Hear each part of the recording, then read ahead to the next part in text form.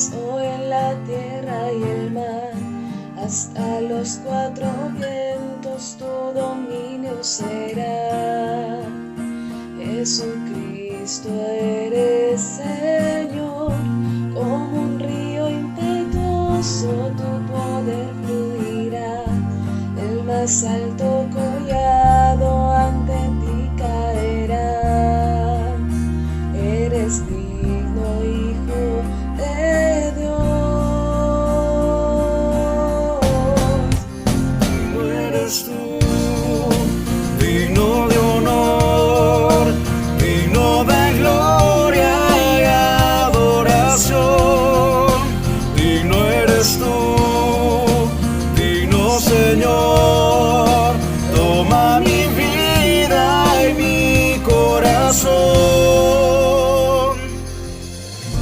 Las naciones declaran que tú eres Señor, las rodillas se postran adorándote hoy. Jesucristo eres Señor, todos te adoramos y te damos lo. Nuestras vidas alzamos como ofrenda de amor. Eres digno, Hijo de Dios. Digno eres tú, digno de honor, digno de gloria y adoración. Digno eres tú, digno Señor, toma mi vida y mi corazón. Y con todas mis fuerzas cantaré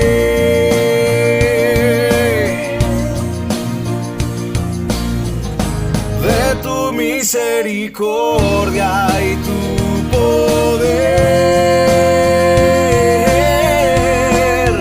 Digno eres tú, digno de honor, digno de gloria y adoración. Digno eres tú, digno Señor, toma mi vida y mi corazón. Digno eres tú.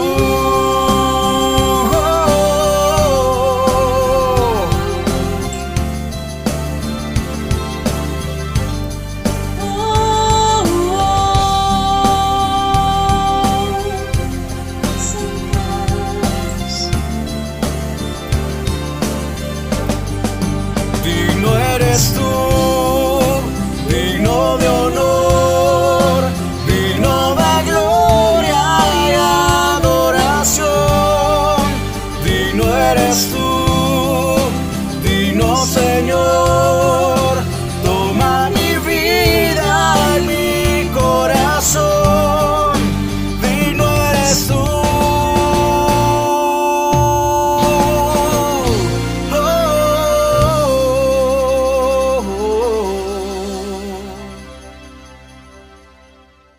Iglesia, muy pero muy buenas noches, sean todos bienvenidos a este compartir de la palabra del Señor como todos los martes. Un saludo muy especial para todos los que nos ven a través de este video. Démosle gracias al Señor en esta noche y empezamos así a compartir la palabra y a descubrir qué es lo que el Señor nos quiere decir en esta noche. Señor, te damos gracias por tu presencia en cada uno de nuestros lugares, Señor, en cada uno de nuestros trabajos, de nuestras casas, de nuestro estudio, de los lugares donde está nuestra familia. Señor, te damos gracias por todos esos lugares donde podemos sentir tu presencia, Señor, y sabemos que tú estás ahí con nosotros. Y en este momento donde podemos ver este video y compartir tu palabra, Señor, sabemos que tú estás tocando nuestra mente y nuestro corazón, Señor, y que vas a hablar profundamente a nuestra vida, Señor, y que vas a transformarnos así como tú lo sabes hacer, porque tu palabra es viva y eficaz y penetra hasta lo más profundo de nuestro ser, Señor. Tú disciernes nuestros pensamientos, Señor, y las intenciones de nuestro corazón. Por eso hoy, con toda humildad y con toda reverencia, nos acercamos delante de tu presencia y delante de tu palabra para aprender más de ti y para conocerte un poco más, Señor, que es es realmente lo que tú quieres de nosotros, es tu voluntad, que te conozcamos cada día más para poder estar más cerca de ti, Señor, en todos los aspectos de nuestra vida. Por eso hoy queremos abrir nuestro corazón, Señor, y pedirte que a través de tu Espíritu Santo y tu presencia en nuestras vidas, Señor, puedas darnos, Señor, el entendimiento que necesitamos, Señor, la revelación de tu palabra, Señor, que abras nuestra mente, ilumines todo lo que hay en ella, Señor, para que podamos ser más como Cristo y para ser transformados a tu imagen, Señor, que es lo que tú quieres, que podamos cada día recibir más de tu identidad. Por eso en esta noche, Señor, te pedimos que nos hables en el nombre de Cristo Jesús. Amén y amén. Y los invito a que me acompañen ahí a el libro de Segunda de Samuel. Segunda de Samuel. Y vamos a leer en el capítulo 6. Segunda de Samuel, capítulo 6. Y usted me va a acompañar ahí en el versículo 10. Listo, espero que todos estén ahí. Entonces, Segunda de Samuel, capítulo 6, versículo 10. Dice la palabra del Señor: de modo que David no quiso traer para sí el arca de Jehová a la ciudad de David, y la hizo llevar a casa de Obed-edom, geteo. Y estuvo el arca de Jehová en casa de Obed-edom, geteo, 3 meses, y bendijo Jehová a Obed-edom y a toda su casa. Y vamos a leer solo estos 2 versículos que nos van a servir para entender algo bien importante. Y de pronto nosotros como cristianos nos hemos vuelto un poco nuevo testamentarios, por decirlo de alguna manera, ¿no? Y es decir, que nos enfocamos mucho en el Nuevo Testamento, en los evangelios, de pronto en las cartas de los apóstoles, y dejamos un poco de lado los principios tan importantes que podemos encontrar en el Antiguo Testamento, que es nuestra base, ¿no?, para poder llegar a ese Nuevo Testamento o a ese nuevo pacto a través del Señor Jesús, ¿no? Pero necesitamos entender que a través de todo el Antiguo Testamento el Señor, nuestro Padre, nuestro Dios, nos ha querido dar principios, ¿no? Nos ha querido dar esa base, como decíamos, para que podamos entender todo lo demás. Es decir, que sin el Antiguo Testamento no vamos a poder entender todas las cosas que están sucediendo en el Nuevo Testamento, desde las profecías, desde los principios bíblicos que nos hacen ser parte ahora de este nuevo pacto, ¿no? ¿De qué trata este nuevo pacto? Cómo en la vida del Señor Jesús se cumplen todas las cosas que estaban escritas, ¿no? Las profecías, pero también la ley y los profetas, así como lo dice también en el Nuevo Testamento. Por eso en el día de hoy que leemos este libro de Segunda de Samuel y vemos esta historia tan interesante donde Dios bendice la vida de Obed-edom, pues podemos encontrar algo muy importante, ¿no? Que es que la bendición viene porque el arca está allí en la casa de Obed-edom. Por eso en esta noche quisiera compartir con ustedes pues una pequeña enseñanza acerca de Dios en casa. Dios en casa. Y nosotros como cristianos damos por sentado que Dios está en nuestra casa, ¿no? Que Dios habita en nuestra casa, que Dios habita en nuestra vida, que Dios nos acompaña a cada lugar a donde vamos, ¿no? Pero muchas veces eso se queda solo en pensamientos y no nos damos cuenta de las implicaciones que eso tiene o debería tener en nuestras vidas. Por eso vamos a ver 3 cosas bien importantes que hay o que necesitamos entender para saber que realmente la presencia de Dios está en nuestra casa y que no es solamente una sospecha o de pronto un pensamiento y que realmente tal vez no esté Dios en nuestra casa, sino que simplemente lo pensamos en nuestra mente y ya. Pero vamos a entenderlo en esta noche. Entonces, necesitamos entender que el arca simboliza la presencia de Dios. Donde quiera que iba el arca, el pueblo de Israel tenía victorias en la batalla porque llevaban el arca a las batallas, ¿no? Y si llevaban el arca, ellos iban confiados porque la presencia de Dios iba con ellos y ellos sabían que iban a tener la victoria, ¿no? Entonces, esta presencia de Dios era muy importante para ellos en el símbolo del arca. Construían también toda una infraestructura del pueblo cuando eran nómadas en el desierto alrededor del arca, ¿no? Entonces ponían el arca y alrededor del arca construían pues toda una serie de cosas, ¿no? Podrían construir este santuario que se construía en el arca, ¿no? Que era el lugar santísimo, el lugar santo, el atrio, y alrededor de toda esa construcción habían como unas carpas, ¿no? Y alrededor de las carpas ellos podían encontrar las 12 tribus, ¿no? Y las 12 tribus se organizaban de cierta manera dependiendo de cómo estaba ubicada también el arca y según las especificaciones que el Señor le había dado a Moisés, ¿no? Este tabernáculo que él construyó para poder darle un lugar al arca, ¿no? Entonces podemos entender que esto es bien importante, este símbolo del arca, de la presencia de Dios para el pueblo de Israel. Para nosotros debe ser igual, ¿no? Cuando pensamos en la presencia de Dios debe ser el centro de nuestra vida, y alrededor de la presencia de Dios debemos construir todo lo demás, ¿no? Podemos pensarlo en un símil, todas las cosas que nosotros hacemos, ¿no? De pronto nuestro trabajo, de pronto nuestros planes, nuestros proyectos, porque muchas veces nosotros lo hacemos como todo al contrario, ¿no?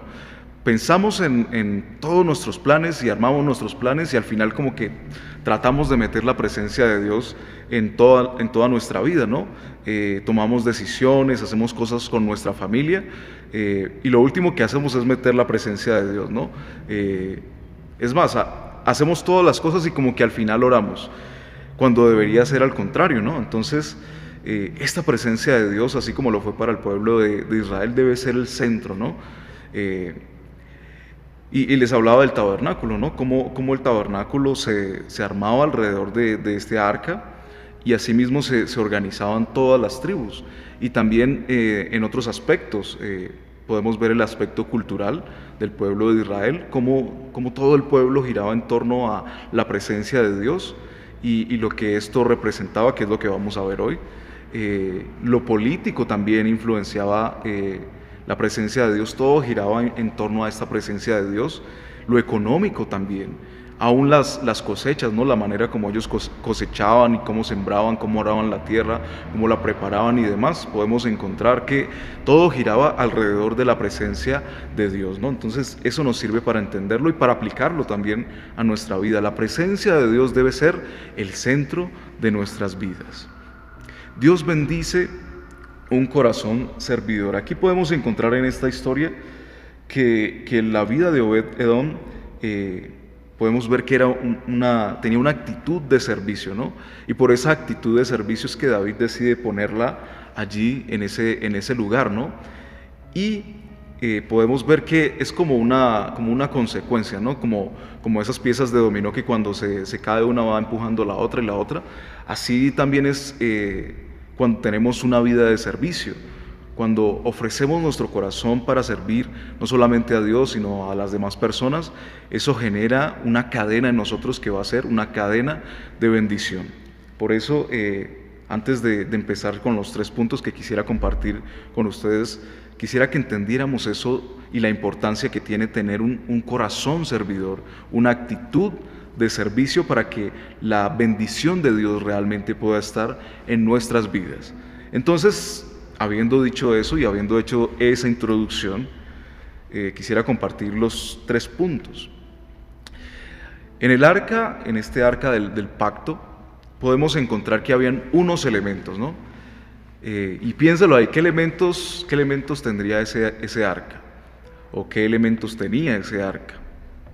De pronto lo ha estudiado en otras ocasiones, pero en ese arca del pacto, podemos encontrar 3 cosas muy importantes, que eran las tablas de la ley, las tablas que había dejado Moisés escritas, tenemos la vara de Aarón que reverdeció y tenemos el maná, una porción del maná.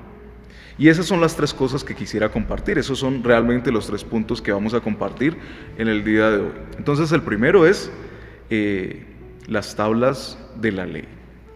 Para nosotros poder entender y para poder tener la bendición de Dios en nuestro hogar, debemos tener en el simbolismo las tablas de la ley. Es decir, que nosotros debemos acercarnos a la palabra Necesitamos leer la palabra, estudiarla, escudriñarla, ¿no? Entender todo acerca de la palabra, los contextos y demás. Conocer a Dios cada día más a través de su palabra para poder entender de qué trata la ley, ¿no? Para nosotros la ley la entendemos sobre todo en esos 10 mandamientos, ¿no? En ese decálogo que nos aprendimos desde muy chiquiticos, que es una de las primeras cosas que nos enseñan en la iglesia, ya sea en la católica o en la cristiana, ¿no? Estos mandamientos que son tan importantes para poder acercarnos a Dios. Pero a nosotros se nos ha enseñado de una manera que tal vez es equivocada y en nuestra mente ha quedado ese decálogo o esos 10 mandamientos como si fueran obligaciones para nosotros, ¿no? Como si fueran reglas así que no podemos ni cumplir, que son demasiado difíciles, pero realmente lo que el Señor, lo que Dios nos quiso dejar a través de los principios de la ley es cómo podemos vivir nuestra vida y tener una vida que vaya a ser una vida, como lo dice más adelante, una vida abundante, una vida plena, que podamos vivir tranquilos con una buena conciencia, ¿verdad? Pero nosotros lo entendemos simplemente como que son reglas que necesitamos cumplir y ya.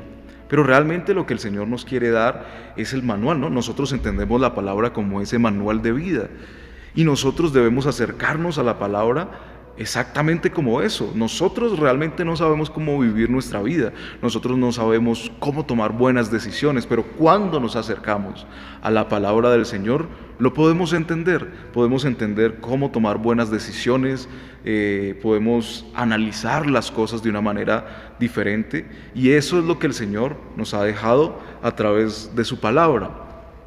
Pero nosotros debemos tener algo muy importante que sí nos cuesta, y es la obediencia. Dios quiere lo mejor para nosotros, pero es necesario que nosotros aprendamos a ser obedientes. ¿Y por qué es difícil la obediencia?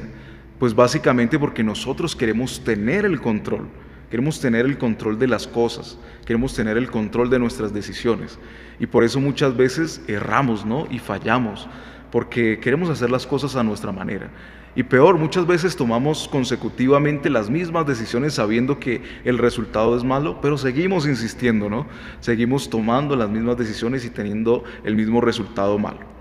Y como que nos negamos a disponer nuestro corazón a obedecer realmente la palabra de Dios.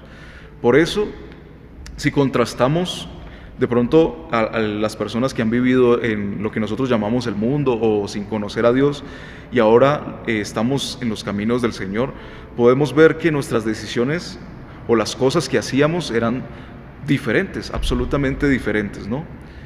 Nos dejábamos llevar por nuestras emociones, por nuestros deseos, por nuestros caprichos, como lo dice la palabra, por esos deseos carnales. ¿Y cuál era el resultado? Podemos verlo en nuestra propia vida, ¿no? Podemos ver que los resultados no eran buenos, que cada día nos sentíamos más vacíos, que cada día necesitábamos buscar algo que llenara un vacío que había en nuestro corazón. Pero cuando ahora estamos en los caminos del Señor, nos podemos dar cuenta que cada decisión que tomamos en el Señor, que cuando dejamos que Él nos guíe a través de su palabra principalmente, ¿no? Cuando vemos que Él nos dice que hagamos cosas, aun cuando parezcan que van en contra de toda lógica, vemos que los resultados sí son lo que esperábamos, sí son buenos. Entonces, a través de esa obediencia, Dios puede estar en nuestras vidas y Dios va a estar en nuestras vidas. Entonces, en el arca habían esas tablas de la ley. Y algo muy importante, hablando también de la obediencia, es ese cambio de mentalidad que nosotros necesitamos en nuestras vidas para poder tener la bendición de Dios en nuestra casa. Y tenemos muchas referencias, hablando del Nuevo Testamento, donde el Señor Jesús nos habla de eso, de ese cambio de mentalidad que necesitamos. Tenemos la historia, por ejemplo, de Juan 3, donde se acerca este maestro de la ley y el Señor Jesús le dice, es necesario que vuelvas a nacer. Ese volver a nacer nos habla de nacer de nuevo en nuestra mente, ¿no? De cambiar nuestra mentalidad. En otra parte, hablando con los fariseos, el Señor Jesús les dice que no se puede echar un vino nuevo en odre viejo porque se rompe, o no se puede remendar ropa vieja con un remiendo nuevo porque pues va a jalar y se va a romper también, ¿no? Y nos sigue hablando la palabra de lo mismo, de que necesitamos cambiar nuestra mentalidad para poder recibir la mente de Cristo, ¿no? Como lo dice el apóstol Pablo. Y hablando del apóstol Pablo, también nos dice el apóstol Pablo en la carta de Romanos, que necesitamos cambiar nuestra mentalidad, que no nos debemos amoldar al mundo, porque así vamos a conocer la buena voluntad de Dios, que es agradable y perfecta. Es decir, que la palabra constantemente nos habla que necesitamos cambiar nuestra mente. ¿Para qué?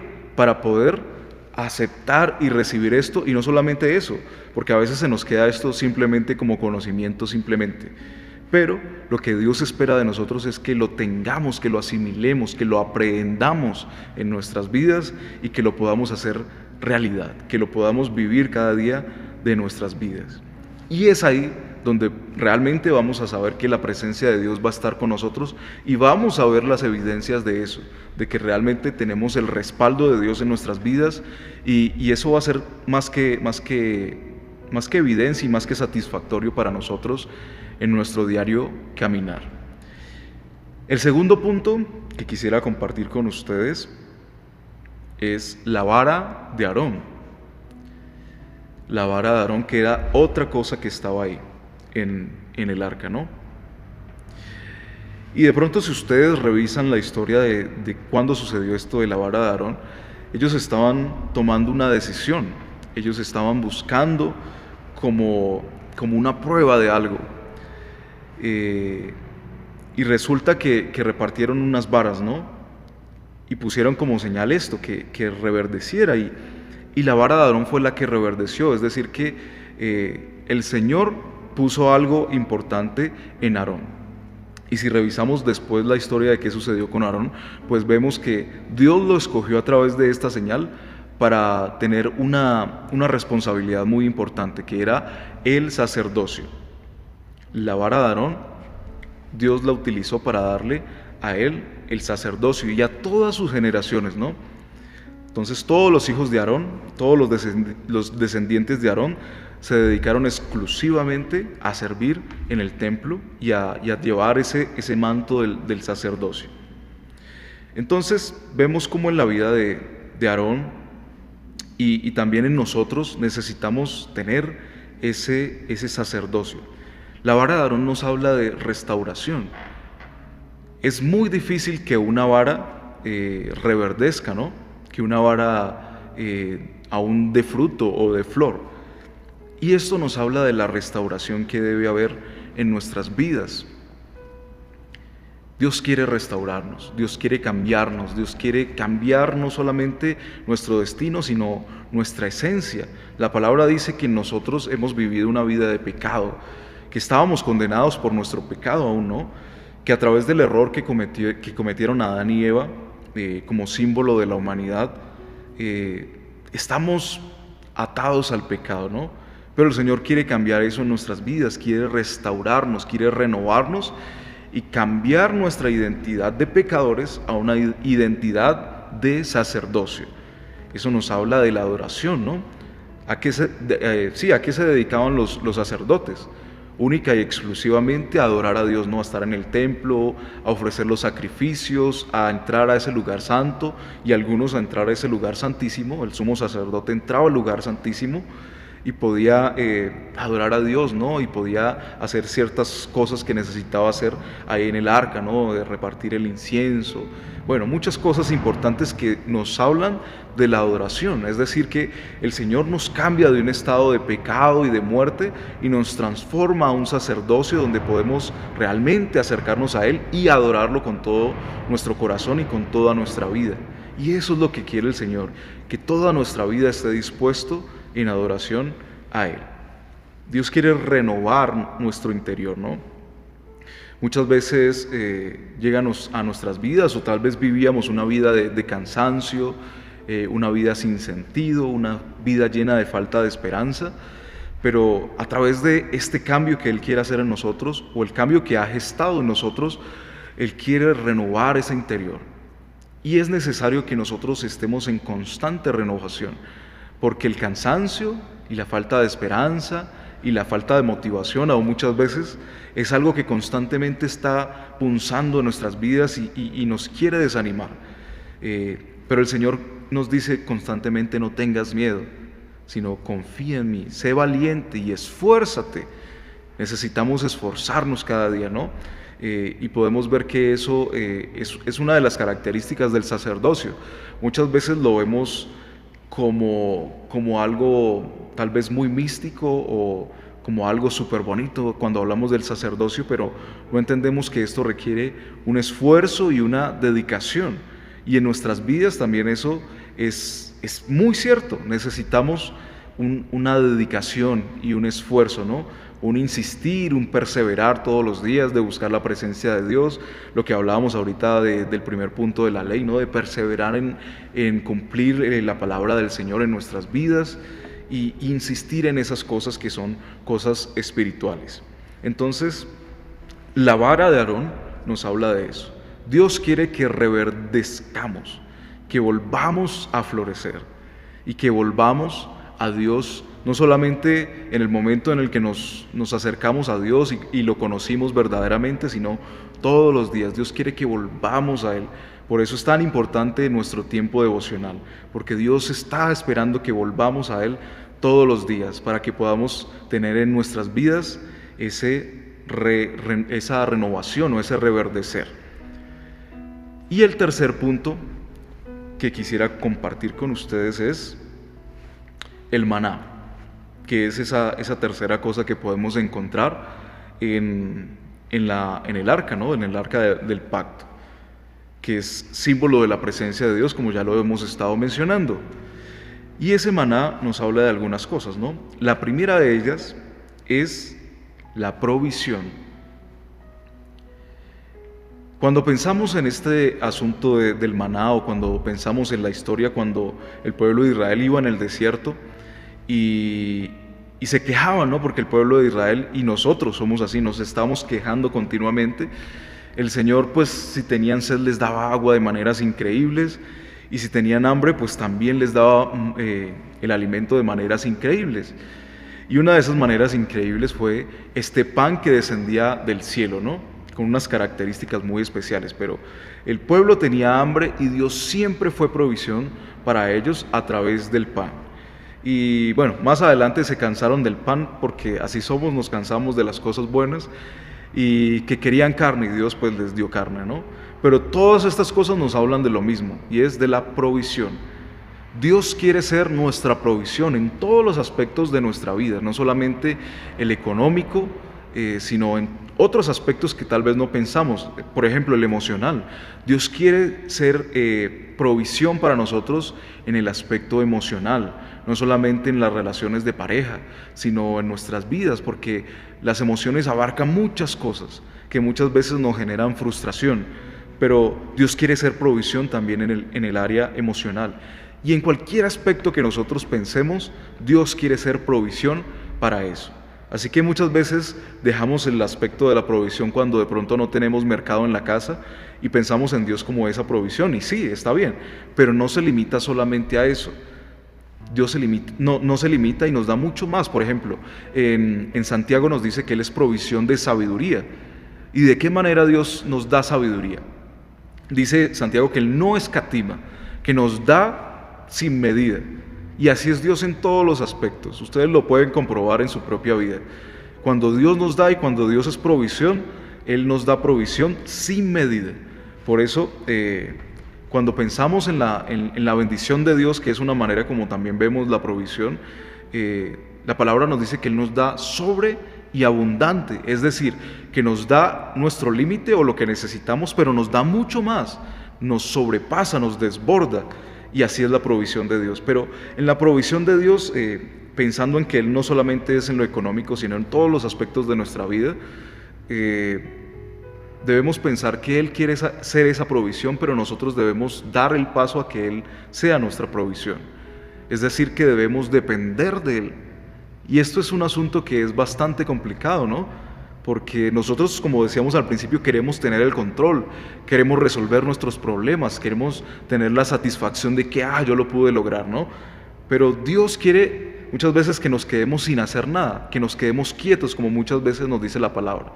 Y en muchos ejemplos podemos encontrarlo también. Por ejemplo, uno de los más famosos, el de Gedeón, ¿recuerdan? Que el pueblo quería hacer algo, ¿no? Quería si lo podemos leer entre líneas, quería darse como la honra o la gloria acerca de la victoria que podrían tener, ¿no? Y Dios les fue desbaratando eso, ¿no?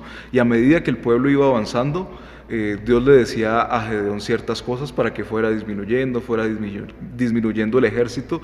Y yo creo que Gedeón se estaba volviendo loco ya, porque el pueblo cada vez era más poquito y el ejército enfrente, pues obviamente en comparación pues iba creciendo, ¿no? Hasta que quedó muy poquita gente, ¿no?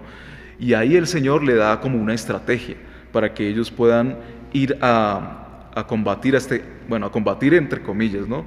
El pueblo enemigo o los pueblos enemigos.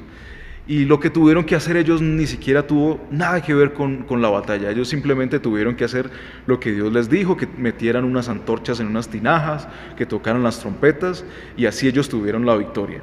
Pero eso es depender de Dios, no depender de nuestra fuerza, de pronto como fue en el caso de Gedeón, de la fuerza física, sino de depender de lo que Dios podía hacer con ellos. Y tenemos muchos otros ejemplos en la Biblia que podemos encontrar y compartir, pero de pronto usted ya los conoce, ya los ha estudiado.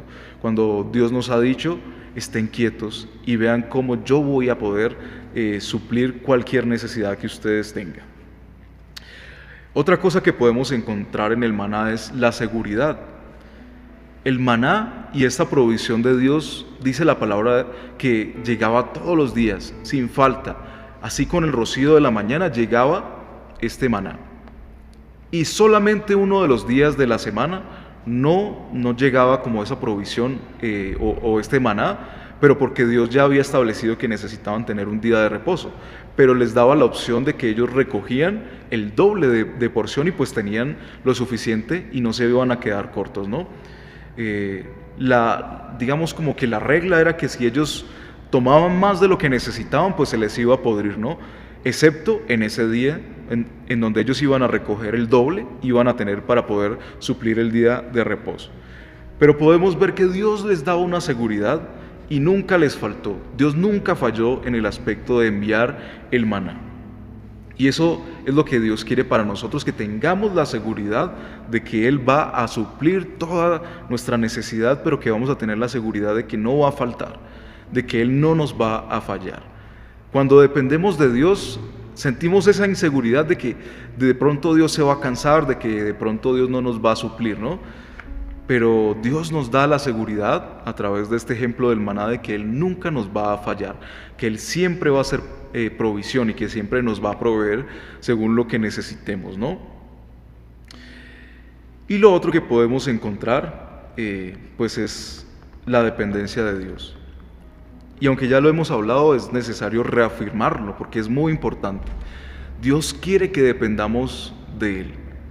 Dios quiere que tengamos la confianza en Él, que podamos soltar cosas en nuestras vidas. Muchas veces tenemos dependencia a otras cosas, dependencias emocionales, dependencias muchas veces de nuestro trabajo y tomamos malas decisiones por esas dependencias, ¿no?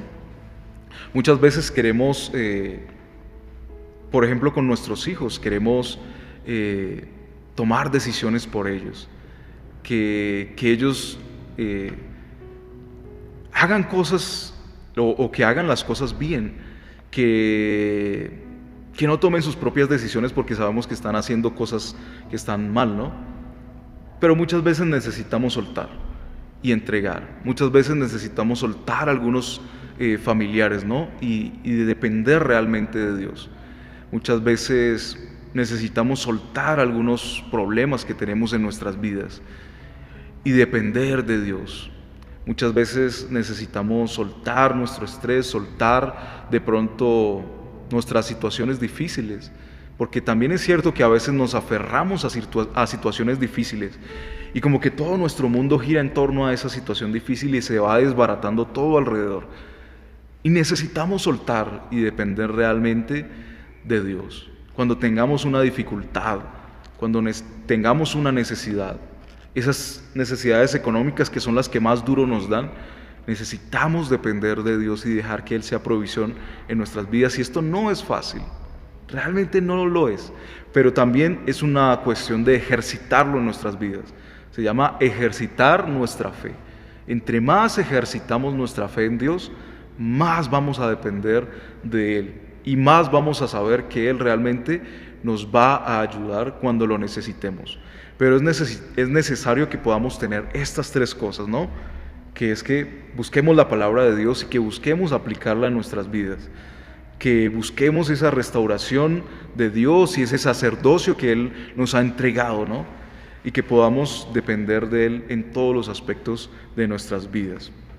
Y podemos ver que no solo la casa de Edom fue bendecida, sino que sus generaciones también. En Primera de Crónicas 26:15 dice: sus hijos fueron comisionados para administrar las provisiones del templo. En Segunda de Crónicas 25:24 dice que más tarde su familia seguía estando a cargo de las provisiones del templo. 2 siglos más tarde podemos ver que la familia de Obed-Edom siguió ahí alrededor de la presencia de Dios y siguió administrando las provisiones de ese templo. Es decir que cuando tenemos la presencia de Dios en nuestras vidas, cuando tenemos ese arca ahí en nuestra casa, donde tenemos un lugar especial para buscar la presencia de Dios, para estudiar la palabra, cuando tenemos dispuesto un tiempo para buscar de Dios, vamos a encontrar bendición, pero no solamente para nuestras vidas. Vamos a empezar a ver que nuestro entorno va a ser bendecido, nuestros familiares, nuestros amigos, nuestro trabajo va a ser bendecido. Pero no solamente eso, sino que todas nuestras generaciones van a ser bendecidas a través de tener a Dios en casa. Así que la invitación para ustedes y para mí también en esta noche es que podamos tener a Dios en casa, podamos tener el arca en nuestra casa, que tengamos las tablas de la ley, que tengamos esa vara que reverdeció y que tengamos el maná del Señor, que tengamos esa sinergia de esas tres cosas para que realmente podamos ver la gloria de Dios en nuestra casa. Y si algo se veía en ese tabernáculo era la presencia tangible de Dios. Y yo quiero que ustedes y como yo podamos ver esa presencia tangible de Dios en nuestra casa. Y que cuando llegue el momento de reunirnos aquí, por ejemplo, aquí que estamos en la iglesia, en el templo que Dios nos ha regalado, que cuando nos reunamos como iglesia haya esa potencia, haya esa sinergia y que cada uno de nosotros sea ese componente de la presencia de Dios y que adoremos a Dios y que sintamos como iglesia la presencia tangible de Dios en esta que es la casa que Dios nos ha dado, ¿no? Así como de pronto en la historia, el templo del Señor, donde la gente se reunía porque ahí estaba la presencia de Dios. Así que vamos como a la inversa, ¿no? Primero la presencia de Dios en nuestra casa para poder verla en nuestra iglesia, ¿no? Que es la casa que hemos dedicado al Señor. Así que en esta noche pues oremos para terminar y pidámosle como siempre la ayuda al Señor para que nos pueda su Espíritu Santo dar la guía para poder cumplir todas estas cosas. Señor, te agradecemos por tu palabra en esta noche y te pedimos que realmente nos ayudes porque sin tu Espíritu Santo es imposible, no podemos hacerlo por nuestras propias fuerzas. Por eso te pedimos que tu guía, tu dirección, que la unción de tu Espíritu en nuestras vidas pueda ayudarnos a seguir pasos de fe, Señor, que podamos depender de ti, que podamos tener esa restauración y esa renovación en nuestras vidas, Señor, para que podamos conocer tu voluntad, Padre Celestial, y que tu palabra, Señor, esté en nuestras vidas, así como en el pueblo de Israel, Señor, que ellos aún la anotaban alrededor de su casa, la escribían en los dinteles, Señor, que aún se la ponían en su ropa, Señor. Para nosotros de pronto no va a ser así, pero que la tengamos en nuestras vidas todo el tiempo, que todo el tiempo estemos meditando en tu palabra, que todo el tiempo estemos hablando de tu palabra, que todo el tiempo estemos memorizando tu palabra, Señor, y que podamos realmente hacerla viva y carne en nosotros, Señor, porque es tu voluntad, Señor. Y qué más para nosotros, Señor, que conocer tu palabra y saber cómo vivir esta vida, Señor. Necesitamos, Señor, de tus palabras en nosotros. Por eso, Señor, te agradecemos porque realmente hoy podemos acercarnos a tu palabra de una manera distinta a través de tu Espíritu Santo, que es el que nos enseña y que nos dirige, Señor, a través de tu palabra. En esta noche te damos muchas gracias y te pedimos que cada día de nuestras vidas podamos estar más y más cerca de ti. En el nombre de Cristo Jesús. Amén y amén. Que Dios les continúe bendiciendo.